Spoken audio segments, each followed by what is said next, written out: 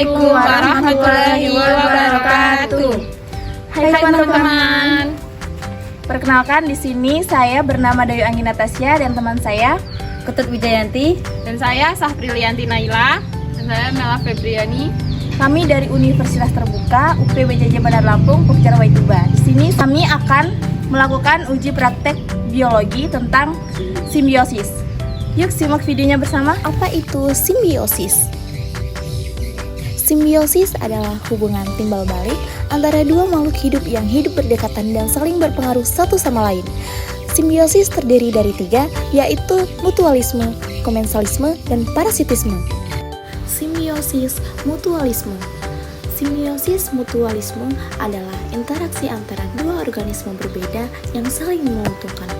Contoh dari simbiosis mutualisme bisa kita lihat pada lebah dan bunga, di mana lebah mendapatkan nektar sebagai sumber makanan, sementara bunga mendapatkan bantuan penyerbukan dari lebah.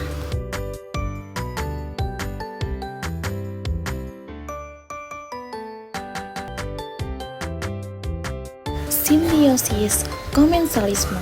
Simbiosis komensalisme adalah hubungan timbal balik antara dua makhluk hidup yang menguntungkan satu pihak tetapi tidak merugikan atau menguntungkan pihak lainnya.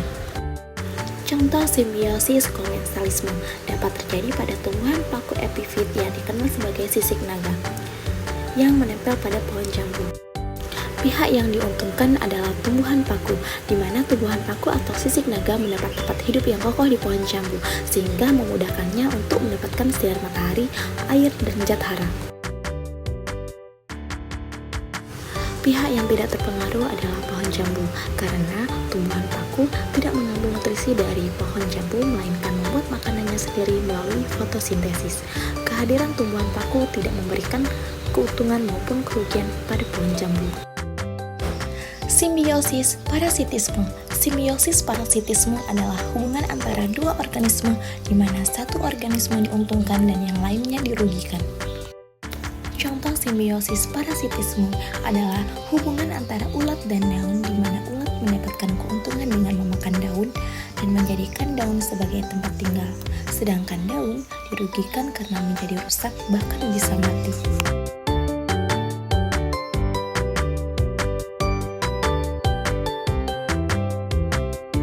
Tujuan dari praktikum ini yaitu dapat menyebutkan bagian dari sistem pencernaan. Adapun alat dan bahan yang saya gunakan, yang pertama ada gambar sistem pencernaan dan yang kedua ada alat tulis. Pengertian dari sistem pencernaan manusia.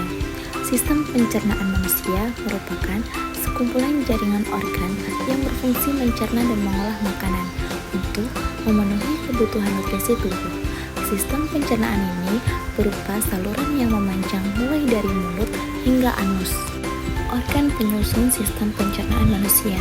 Urutan sistem pencernaan pada manusia adalah mulut, kerongkongan, esofagus, lambung, usus halus beserta pankreas dan hati, usus besar, rektum, serta anus. Setiap organ pencernaan manusia tersebut memiliki fungsinya masing-masing dalam mengolah dan mencerna makanan. Alat pencernaan yang pertama yaitu mulut. Mulut adalah bagian awal dari anatomi sistem pencernaan manusia yang berfungsi untuk menghaluskan makanan agar lebih mudah dicerna oleh organ pencernaan lainnya. Sistem pencernaan yang kedua yaitu lambung. Lambung merupakan anatomi sistem pencernaan manusia yang berbentuk menyerupai huruf J dan terletak di perut bagian kiri atas.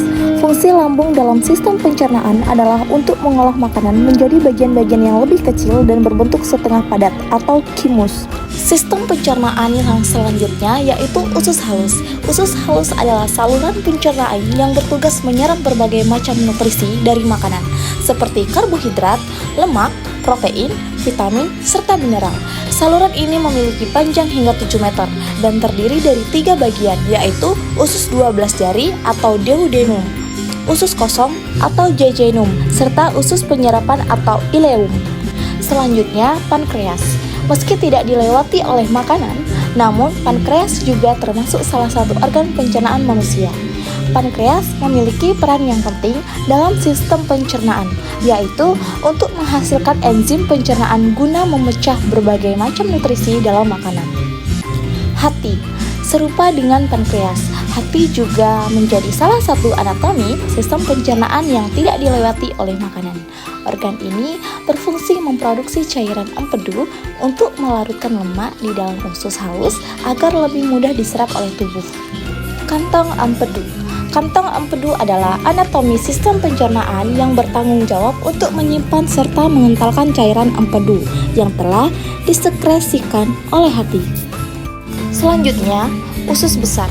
Usus besar adalah saluran yang memiliki panjang sekitar 1,5 meter dan terdiri dari 3 bagian, yaitu sekum, kolon, dan rektum.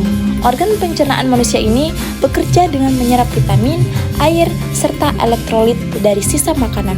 Dan yang terakhir adalah rektum dan anus. Anatomi sistem pencernaan manusia yang terakhir adalah rektum dan anus. Rektum merupakan bagian terakhir dari usus besar yang berfungsi menyimpan fases sebelum dikeluarkan dari dalam tubuh. Jika sudah penuh, otot-otot di sekitar rektum akan berkontraksi untuk mengeluarkan fases melalui anus. Itu saja video praktikum kami kali ini. Terima kasih yang sudah menonton. See you next video. Bye!